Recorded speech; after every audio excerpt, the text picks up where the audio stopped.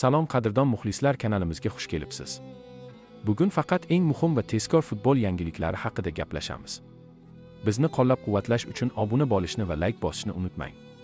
Siz tayyor bo'lsangiz, biz hoziroq boshlaymiz. Holandning otasi Erling City da baxtli, ammo har bir futbolchi Real da o'ynashni orzu qiladi. Erling Haaland kelajakda o'g'lining Ispaniyada o'ynashi ehtimolini istisno qilmadi. Norvegiya milliy jamoasi hujumchisi Erling Haalandning otasi Erling Haaland o'g'lining kelajakda Real ga o'tishi ehtimolini istisno qilmadi. Boshqa klublar haqidagi ehtimoliy variantlar yuzasidan ko'p gapirishni istamayman. Erling Manchester Cityda baxtli, uning uzoq muddatli shartnomasi bor. Ammo har bir futbolchi Real safida top tepishni orzu qiladi. Erling bir kun kelib Ispaniyada o'ynashi mumkinmi? Balki. Futbolda har doim imkoniyatlar bo'ladi. Ispaniyada ajoyib jamoalar va buyuk klublar bor.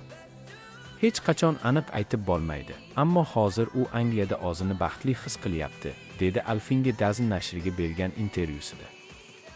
Luis de la Fuente Portugaliya bilan o'yindan keyin Ronaldo haqida. Cristiano yoshlar uchun katta namuna. Ispaniya terma jamoasi bosh murabbiyi Luis de la Fuente 2026-yilgi Jahon chempionati 8dan 1 finalida Portugaliya terma jamoasi ustidan qozonilgan g'alaba 1-0 haqida fikr bildirdi. Mikel Merinoning zaxiradan maydonga tushishi haqida. Mikel Merino hech qachon umidni puchga chiqarmaydi, unga ishonish mumkin.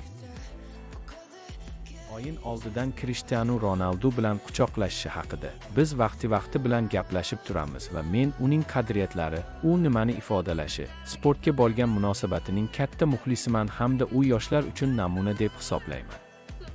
Birga bo'lish imkoniyati tugilganda, biz bir-birimizga hurmatimizni izhor etamiz.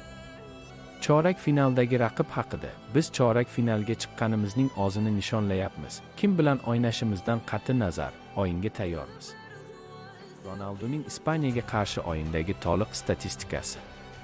Cristiano Ronaldo Jahon chempionati 2026dan o'rin olgan Ispaniya terma jamoasiga qarshi bahsda raqib darvozasiga 3 bor zarba yo'lladi.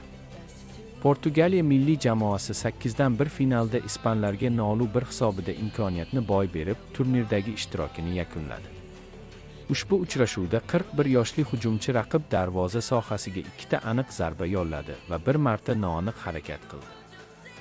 Shuningdek, Ronaldo o'yin davomida 12 ta uzatmani, shulardan 10 tasi aniq amalga oshirdi. Raqib futbolchilari unga nisbatan 2 marta qo'pollik ishlatishdi va bir bor ofsaydga tushib qoldi. Hujumchi uchrashuv davomida biror marta ham raqiblarni aldab o'tishga urinib ko'rmadi. Mana shu bilan portugaliyalik super yulduz terma jamoasi libosida so'nggi o'yinida shunday statistika qayd etdi. Siz Ronaldo deganda ko'z oldingizda qanday gavdalanadi? Futbol qiroli, Real afsonasi, fikrlaringizni yozing. E'tiboringiz uchun rahmat. Futbol olamidagi eng qaynoq voqealarni biz bilan kuzatishda davom eting. Kanalga obuna bo'ling va qo'ng'iroqcha tugmasini bosib qo'ying. Ertangi yangiliklarda ko'rishguncha omon bo'ling.